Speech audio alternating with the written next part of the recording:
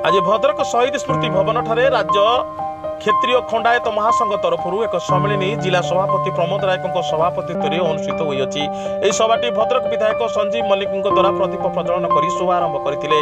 अन्य राज्यर सभापति अशोक चंद्र लेंका और राज्य संपादक देवदर्शी साहू, भद्रक निर्वाचन मंडल भारतीय जनता पार्टी नेता डॉक्टर प्रदीप नायक, पूर्वतन जिला परिषद अध्यक्ष जगन्नाथ स्वाई, भद्रक पंचायत समिति अध्यक्षा उर्मिला नायक और केन्द्रापड़ा जिला सभापति शरत बेहुरिया प्रमुख योगदान करते। ओडिशा रे 37 शतकड़ा खंडायत होइतबा बेले आज खंडायत को हीन दृष्टि देखुछंती बोली वक्ता माने कहिथिले। आज भद्रक जिला स्तरीय क्षेत्रीय महासंघर वार्षिक उत्सव अनुष्ठित होता। सम्मेलन अनुष्ठित होता। आज समस्त क्षेत्रीय महासंघर समस्त कर्मकर्ता नहीं बहु लोक उपस्थित थे। आगामी दिन कौन हम ना जिले में भविष्य कार्यक्रम नहीं आलोचना होता। आगामी दिन में समाज क्षेत्रीय समाज सोसाइटी कौन भल कम कर मूल क्षेत्रीय खंडायत महासंघर संपादक आज कार्यक्रम है आम प्रथम कथा क्षेत्रीय खंडायत आम क्षेत्र रक्षक आम खंडायत जहाँ आयतरे खंडा आम से परिवार जन्म जो परिवार देशपाई बलिदान देती देश रक्षापी सब समय देश सुरक्षा केमी हम सब समय खंडायत मान भागीदारी आगे रही। आप देखो बाजीराउत 12 वर्षर बालक सी 12 वर्ष बयस ए देशपाई जीवन देते कि पचारे से हूँ खंडायत जाति ए जाति ए रक्त सब देश रक्षा करने देश को सुरक्षा देवा आर मुख्य भूमिका रही। आम आज एकत्रित ये देशपाई ए जातिपाई किसी कार्य करूँ जहाँकि सारा भारत रे सारा विश्व में गोटे उदाहरण पलट क्षेत्रीय खंडायत जाति से आम एकत्रित होचु। पूर्वपुरुष मैंने जो इतिहास आप पढ़ी आप बाजीराउत हूँ बक्सी जगबंधु हूँ जो कार्य करते से कार्यपंथ को आम अवलंबन करूँ। आम देशपाई जातिपाई किसी कम करूँ आम एकत्रित हवा कारण केवल माने कौन राजनीतिक उद्देश्य नुह आम एकत्रित हवा कारण देश सेवा देशपाई आम किसी मो अशोक चंद्र लेंका ओडिशा क्षेत्रीय खंडायत महासंघ स्टेट सभापति कार्यक्रम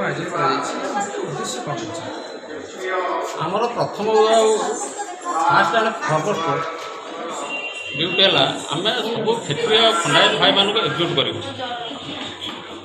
आमर संविधान देखु जातिभित्तिक हो गला आज जी खंडायत क्षेत्रीय गला शासन को राज्य को संभाल रखुले आज से निष्पेषित तेणु ये निष्पेषित जगार आम बाहर ये पंक भितर बाहर आम समस्त एकजुट होगा दरकार। Our fast and first duty है आम एकजुट हो।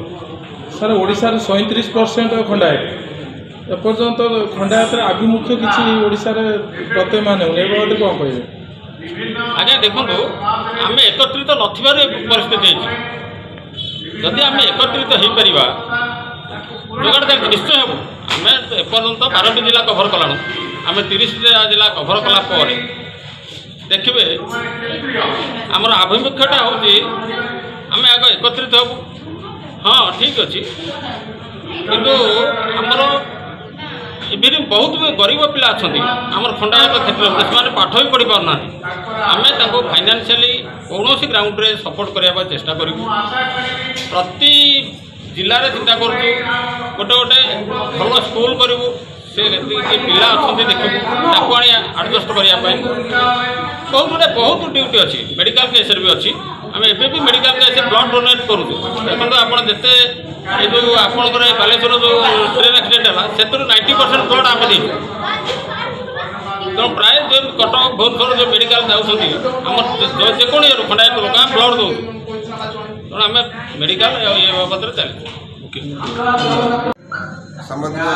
बुद्धिगला सांबादिकता क्षेत्रीय ओडिशा क्षेत्रीय खंडायत महासंघ भद्रक जिला सभापति कार्य कर आज आमर भद्रक जिलार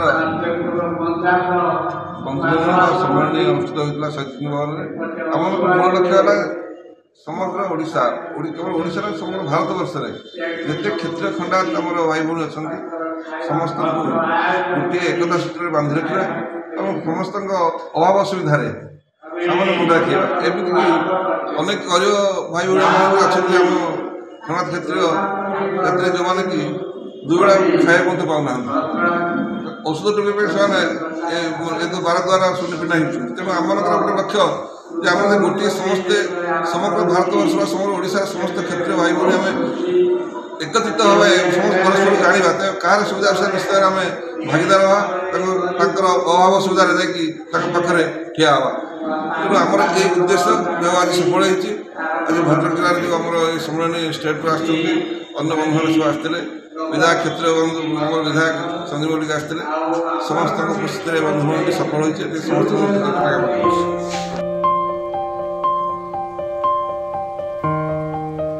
भद्रक जिल्लाରୁ स्वतंत्र प्रतिनिधि सीताकांत विश्वाल रिपोर्ट साई सत्य न्यूज।